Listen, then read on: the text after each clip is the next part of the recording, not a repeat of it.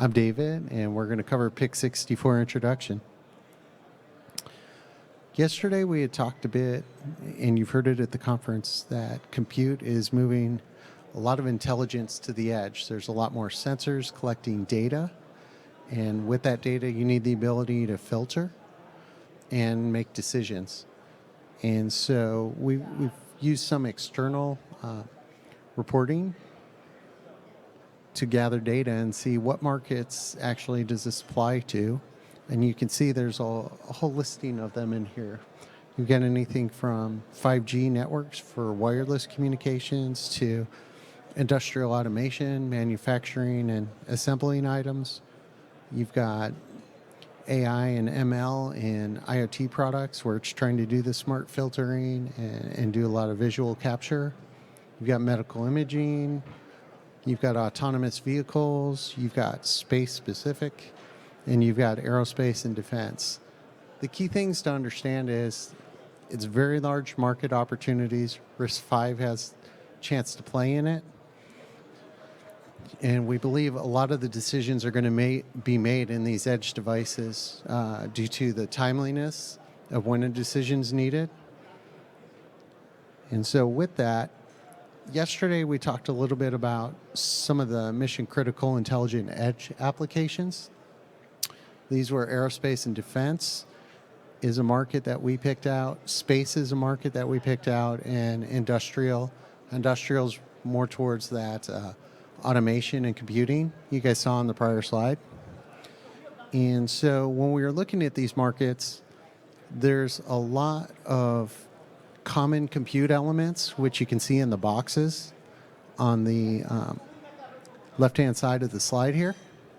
And those common items are used in each of these markets, even though these markets are solving different challenges. So what they really need, the sum of those blue boxes, is really talking about they need high performance, and that's talking about the throughput of the data itself. They need the data in a timely manner, and they need to make decisions as quickly as it's available. And that's really talking about the real time.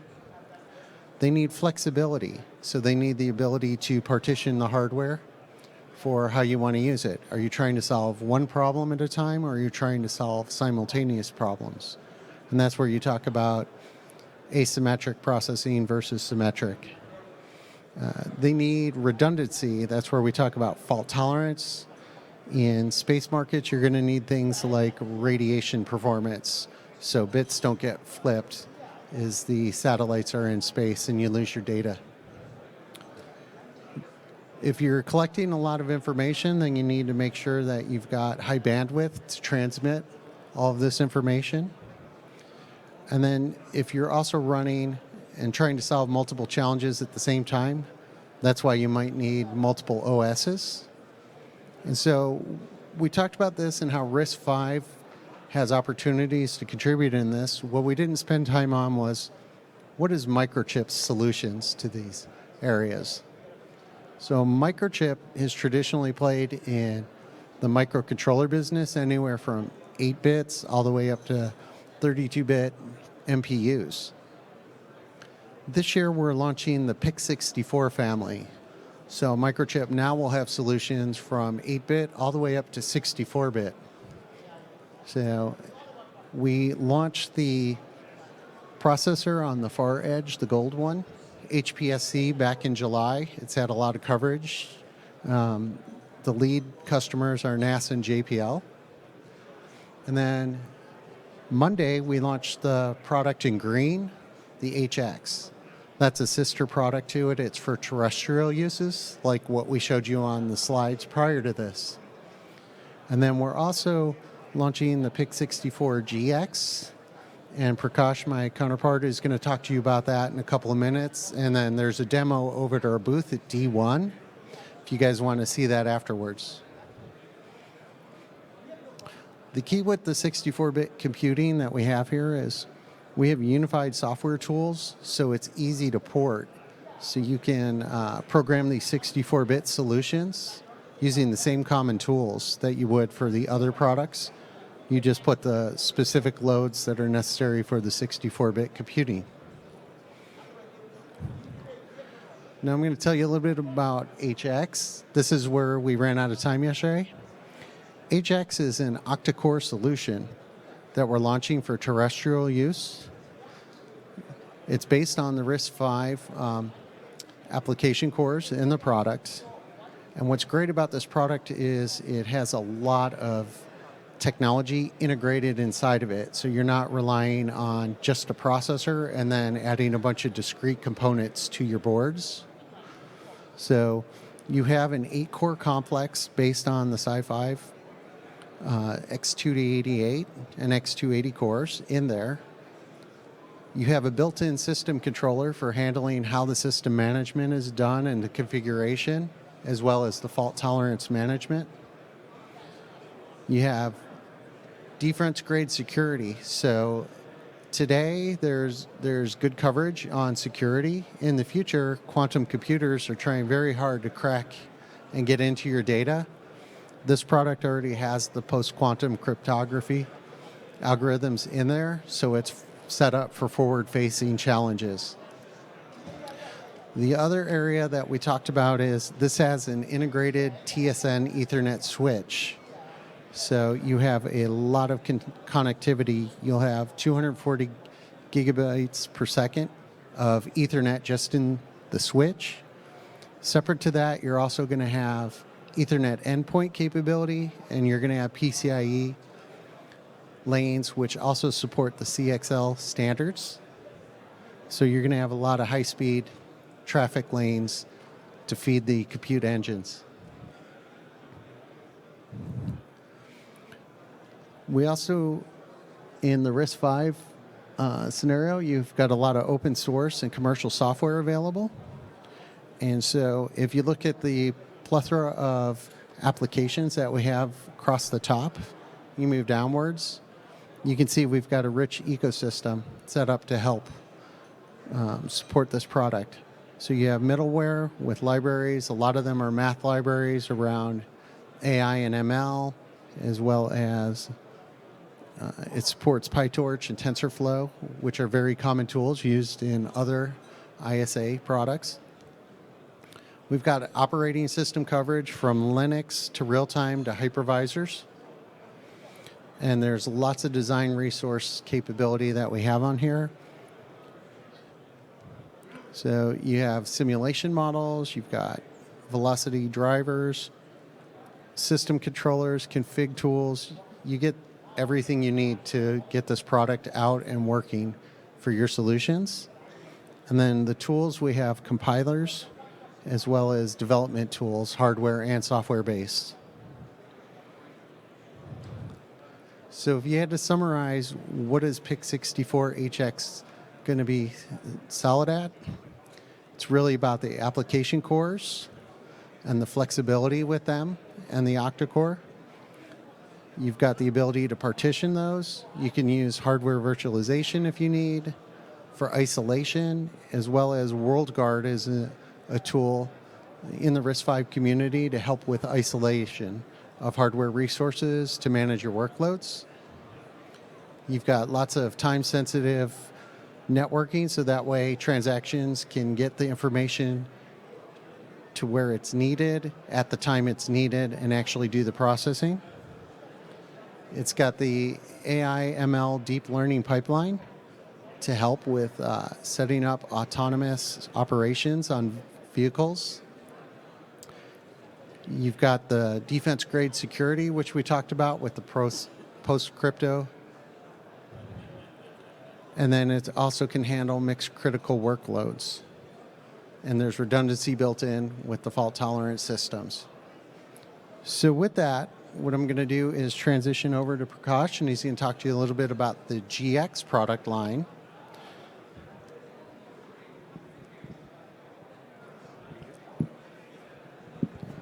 Good morning, everyone. David talked about PIC64HX. I'm going to talk about PIC64GX and the corresponding video engine features. PIC64GX is a quad-core RISC-V processor designed for intelligent edge. It can do asymmetric multiprocessing, or it can run Linux on all the 4 cores. And it has exceptional security features with crypto accelerators, anti-tamper, and secure boot features. And it supports various video features, which I will explain in more detail in the upcoming slides. This is the architecture of PIC64GX. It contains 4 U54 RISC-V 64-bit cores. And each of these cores contain 34 KB of level 1 cache memory. And on top of these, there is a monitor core, which is also a 64-bit core. It contains 16-bit level 1 cache memory. These cores interact with the DDR through the DDR controller with the help of 2 megabyte level 2 cache memory. The PIC64GX also features several peripherals like 2 gigabit Ethernets, ESB, Gen 2 PCIe, 2 SPI and I2C controllers, and UART, 5 UART controllers, CAN control, GPIO, and QSPI. These peripherals interact through the CPU core through the AXI4 switch with the help of tile link. The same AXI4 switch is used to connect to the video pipeline. This is a video accelerator or the video engine that connects the camera to HDMI output and gives the flexibility to the user to do video processing in the software.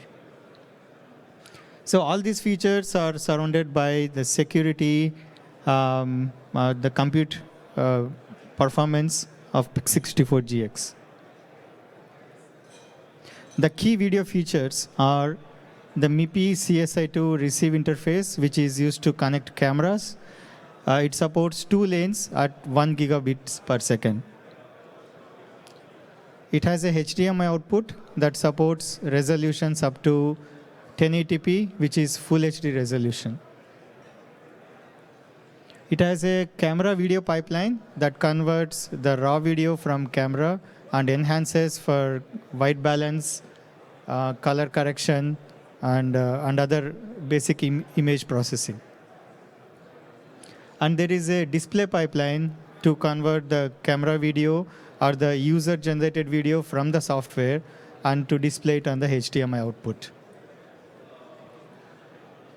All the video processing parameters can be controlled through Linux. There are drivers for each of the modules that run the video and image processing. And PIC64GX also supports MATLAB extensions, MPLAB extensions using Visual Studio VS Code. This is a visual representation of the video pipeline and different layers associated with it. At the bottom, this is the video engine, which is a video accelerator. It has camera connection through MIPI and image signal processing, which is then written to the memory using DMA operation. This shows the path of the video flow as well as the control flow. The video engine passes the buffers captured from camera to the V4L2 framework through the 4 capture buffers. The V4L2 framework has drivers for each of DMA, image signal processing, the MIPI, as well as the camera configuration.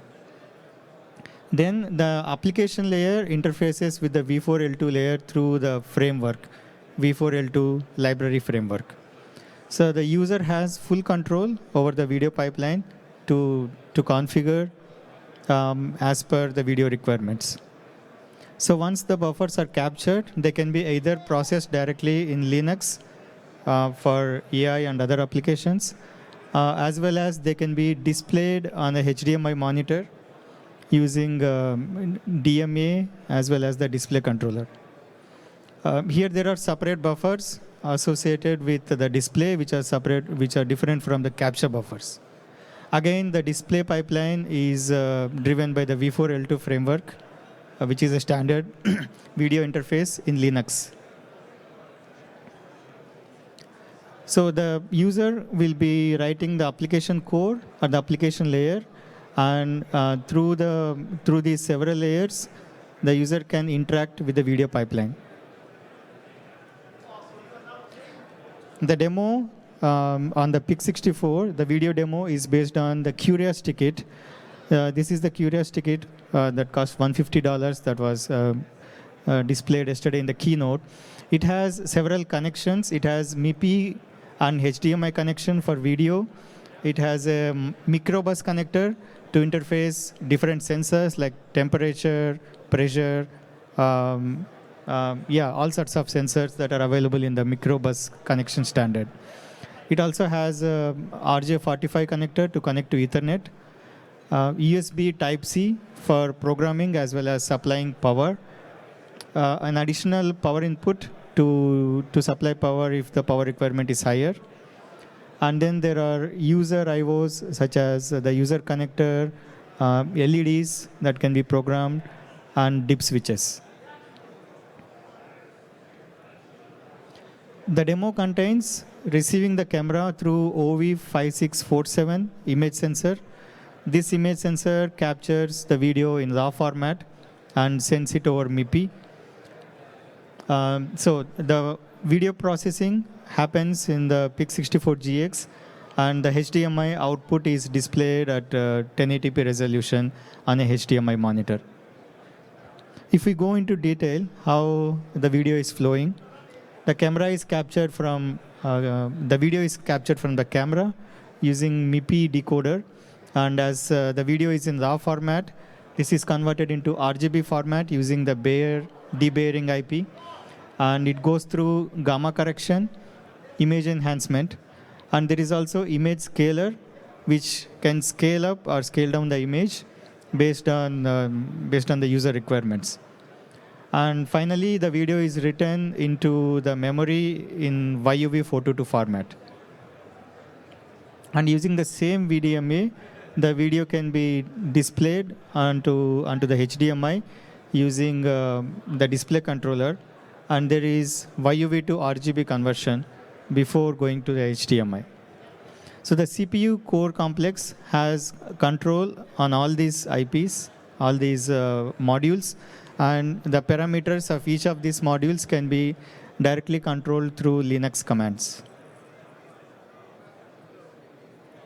So that's about the presentation. Please feel free to check the demo at the Microchip booth. We have a live video demo displaying on the HDMI from the camera at the Microchip booth. Yeah, please take time to visit. Thank you.